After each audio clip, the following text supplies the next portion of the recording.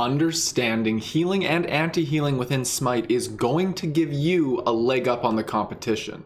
So that's what I'm here to do today. We're going to talk about healing, anti-healing, and the variety of different interactions that will exist with those different factors. Hello there, everyone. It's me, Keltick, your Smite professor, here to talk about healing and anti-healing. Now, this is going to be more of a public service announcement, I guess, to start, because you should be buying anti-healing. It's cheap, it's affordable, and it really shuts down a lot of what the enemy wants to do.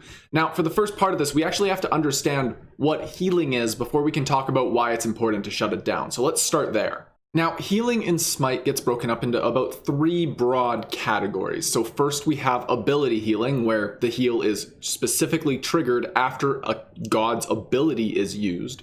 We have regeneration, which is stuff like potions ticking or, your natural HP 5 stat. And then finally, we have lifesteal, which is just a number that dictates how much healing you get based off of how much damage you do. So now that we understand where healing is coming from, let's talk about how we deal with it. Now's as good a time as any to mention that the ins and outs of healing and anti-healing get very convoluted very fast. So if any of this seems confusing, or if you just want a further explanation, I'd recommend you check out my Twitch. The first hour of every stream, we're just sitting, we're chatting, and I'm answering your questions. And then from there, we mentor, all that fun stuff. But link in the description down below if you want to check that out. But basically, anti-healing is broken up into 2 very broad categories. And first off is going to be the duration anti-heal. So these are your items or abilities. So we've got Divine Ruin, we've got Brawler's Beat Stick, we've got Sobek's Sickening Strike. In general, all of these can be nailed down to this applies a debuff, this debuff lasts a certain amount of time, and those people are going to take a certain percent of anti-healing for that duration of the debuff. Now, the other type of anti-healing is aura-based anti-healing. It's pretty much exclusively built. I don't think we have a character at this moment that does it automatically, but items like Contagion and Pestilence give an aura around a tank, usually, that goes and deals this anti-heal aura. So what's important to remember is in all of these cases, these anti-heal statistics are just straight up reducing the amount of lifesteal, regeneration, and ability healing that the enemy gods affected by these auras or debuffs take. Now, from there, we got to touch on interactions just to iron out the inconsistencies.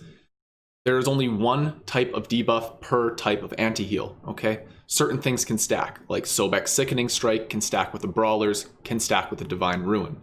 But if 2 people on the same team both build a Divine Ruin, you cannot have 2 active stacks of Divine Ruin's anti-heal. And that's why countering a healer is a team effort. If they have an Aphrodite, a Hel, a Yamoja, you need to counter that healing as a team. And the best way to do that is to get a little bit of anti-heal on everybody. You pick up the Brawlers. You have an ability anti-heal. You pick up Divine Ruin. And then between all of those, that is 120% anti-heal. So if you can get that all out there during a fight, there's going to be no healing happening at all. Now, the other thing that I do need to note is for the aura anti-heal items, so Pestilence and Contagion, they do not stack with each other.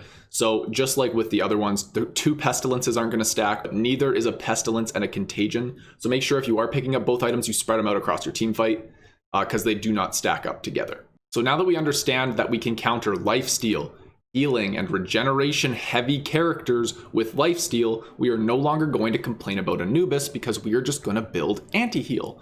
But I can hear already you typing in the comments, talk about Cursed Ankh. And the reason I've left Cursed Ankh until now is because if you thought normal anti-heal rules were a tad bit complicated, we're about to take a dive off the deep end. So Cursed Ankh is one of the 2 relics that you can pick up in a game of Smite.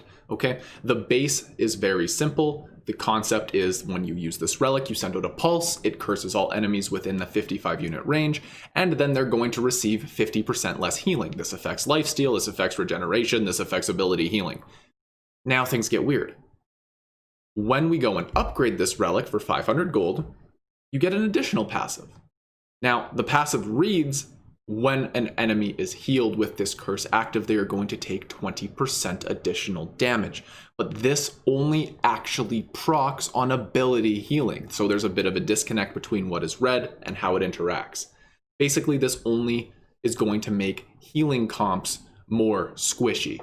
It is still going to provide anti-heal, so it's still a decent option if they have a lot of lifesteal and whatnot, but do not expect a Freya that is auto-attacking you with a cursed Ankh active to then start taking 20% more damage. That's just not how the item is interacting with the world at this point in time. So to quickly summarize what I just said, Ankh will do 50% anti-healing to all forms of healing, but the 20% increased damage will only occur if the ability healing from any god on their team occurs during this curse. So this means if you cast Ankh on the enemy team right before a hell is going to heal their team, that whole enemy team will be taking 20% more damage for 10 seconds. But as previously mentioned, a Freya that is simply auto-attacking and using lifesteal will not trigger the extra damage. Okay? So now you know how to build and deal with anti-healing in Smite. Remember, the old saying is, build anti-heal before you need it, because if you wait until you do actually need it, it's way too late. You've already lost. Now, that being said, if you want to keep learning about Smite with me right now, click that link on your screen. Otherwise, subscribe to this channel right now and have yourselves a casual day. I'll see you next time.